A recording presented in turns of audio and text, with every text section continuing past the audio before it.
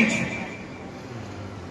इस खाई ने समाज में ऐसा फटाव पैदा कर दिया है, यदि राजेंद्र आर्य गरीब परिवार में जन्मा है तो वो लखनऊ तक नहीं जा सकता, लखनऊ के दर्शन नहीं कर सकता।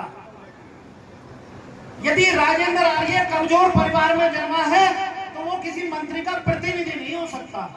उसको गिराने के लिए पूरी ताकत लगा दी जाएगी, एड़ी से छोटी तक का जोर लगा दिया जाएगा। मुंगेरी लाल जी भाई साहब बता देंगे क्या मेरी बात में कहीं सत्यता है? बहुत देर से प्रधान ही प्रधान चल रहा है, हम प्रधान बनाएंगे प्रधान बनाएंगे। मैं कह रहा हूं तुम एक प्रधान ना एक मेंबर बना के दिखा देना, चाहे वो प्रजापति समाज का ही गांव है पूरा का पूरा। भाई साहब आपस में लड़ने से अभी फुर्सत नहीं है, प्रधान तो बहुत दूर की बात है, तुम एक मेंबर नहीं बना सकते अपना, बातें कर रहे हो इतनी बड़ी बड़ी। मेरा तो सिर्फ इतना सा आप लोगों से निवेदन है कि भाई इस आपसी झगड़े को कैसे करके त्याग दो। यदि मेरे विपिन जी कहीं मेंबर की सीट पे भी, चेयरमैन की पे नहीं बात कर रहा हूं मैं, यदि वो मेंबर लायक चेयरमैन लायक प्रयास कर रहे तो उन्हें मेंबर बना के बोर्ड में बैठा दो, कम से कम तुम्हारी बात को तो सुख रख देंगे, जरूरत पड़ने पे तुम्हारी बात को रख देंगे। और इसी बात में मुझे एक बात याद आ गई, उस बात को मैं आप लोगों को बता के जरूर जाऊंगा, क्योंकि मैं भी समझ रहा हूं आप लोगों की भूख का समय हो चुका है और भूख में चूहे कूद रहे आपके पेट में। ये सत्य बात है या फर्जी मार रहा हूं मैं? चूहे तो कूद रहे हैं। इसी चूहे की बात को मैं बता रहा हूं। एक कुरैशी समाज का एक घर था जिसको कसाई कह देते हैं। इस कुरैशी समाज के घर में बड़ी उठापटक चल रही थी चूहों की। अब उस व्यक्ति ने सोचा भाई इन चूहों का क्या इलाज करा जाए, दवाई भी घेर ली, सारे काम कर लिए, चूहा ही हाथ में आके गिरा। तो कसाई बाजार चला गया और बाजार से थैले में रख के चूहे जान लिया।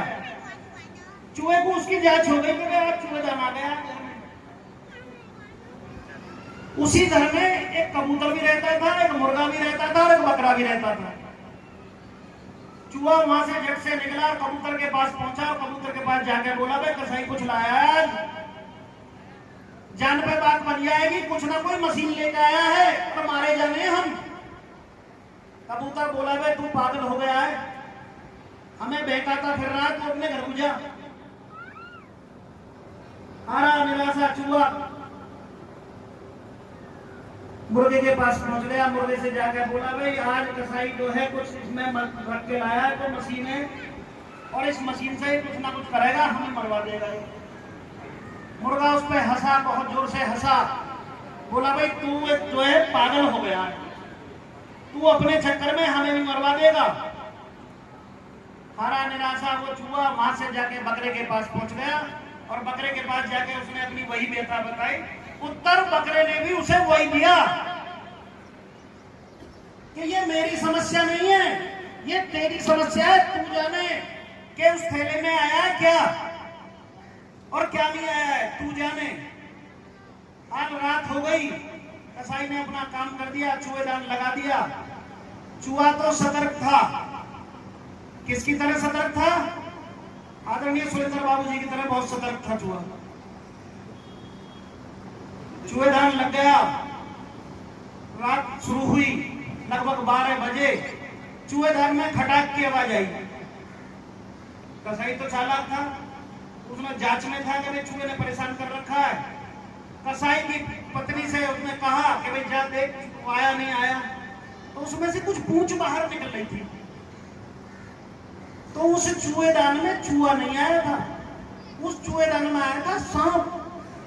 और उस सांप जैसे ही उस पत्नी ने उससे हाथ लगाया, सांप ने उसकी पत्नी को काट लिया। पत्नी को काटते ही भगदड़ मच गई।